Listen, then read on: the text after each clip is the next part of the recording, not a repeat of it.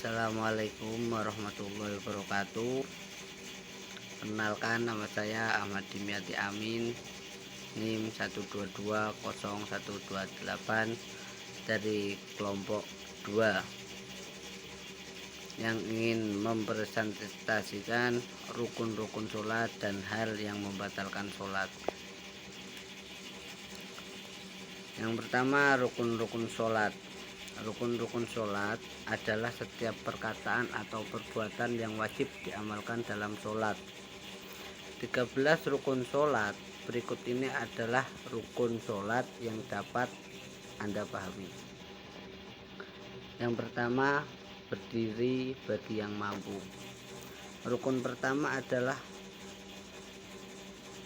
berdiri bagi yang mampu. Dalam Islam memberikan keringanan untuk berdiri kalau tidak bisa berdiri dengan duduk atau tidur jika tidak mampu berdiri. Yang kedua, niat dalam hati.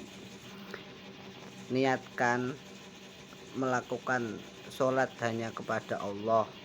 Niat juga bisa dibaca secara lisan berdasarkan bacaan niat yang ada. Bacaan niat umumnya mencakup nama sholat yang dikerjakan, jumlah rakaat, dan melakukannya karena Allah. Yang ketiga, takbiratul ihram. Takbiratul ihram adalah bacaan takbir Allahu Akbar saat sholat. Yang keempat, membaca Al-Fatihah.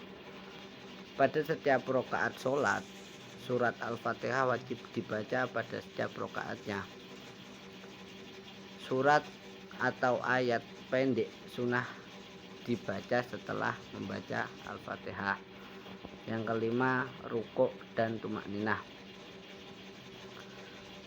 Rukuk wajib dilakukan dengan tumakninah atau tidak tergesa-gesa. Yang keenam, iktidal setelah rukuk dan tumakninah. Tumakninah itu menjeda atau tidak tergesa-gesa. Yang ketujuh, sujud 2 kali dengan tumakninah. Yang kedelapan, duduk di antara 2 sujud dengan tumakninah. Yang kesembilan, duduk tasyahud akhir. Di rakaat akhir sholat, setiap orang harus melakukan duduk tasyahud akhir sebelum salam. Yang ke-10, membaca tasyahud akhir. Saat gerakan duduk tasyahud akhir, maka wajib membaca bacaan tasyahud akhir. Yang ke-11, membaca sholawat Nabi pada tasyahud akhir. Yang ke-12, membaca salam yang pertama. Yang ke-13, tertib melakukan rukun secara berurutan. Jadi yang dimaksud tertib itu tidak meringkas atau mengurangi rukun-rukun sholat di atas. Yang kedua, hal yang membatalkan sholat. Setelah mengetahui rukun melaksanakan sholat fardu, kita harus juga mengetahui hal-hal yang membatalkan sholat agar sholat kita diterima oleh Allah Subhanahu wa Ta'ala.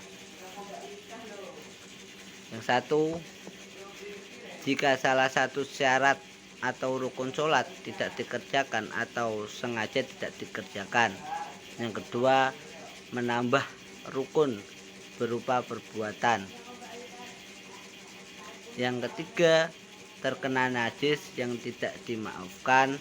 Yang keempat, aurat terbuka. Yang kelima, membelakangi kiblat. Yang keenam, berkata-kata dengan sengaja. Yang ketujuh, mengubah niat sholat. Yang kedelapan, mendahului imamnya. Yang ke-9, makan atau minum saat sholat. Yang ke-10, tertawa terbahak-bahak. Yang ke-11, bergerak berturut-turut 3 kali atau lebih, yang ke-12 murtad. Sekian presentasi dari saya. Kalau ada kekeliruan, mohon maaf yang sebesar-besarnya. Wassalamualaikum warahmatullahi wabarakatuh.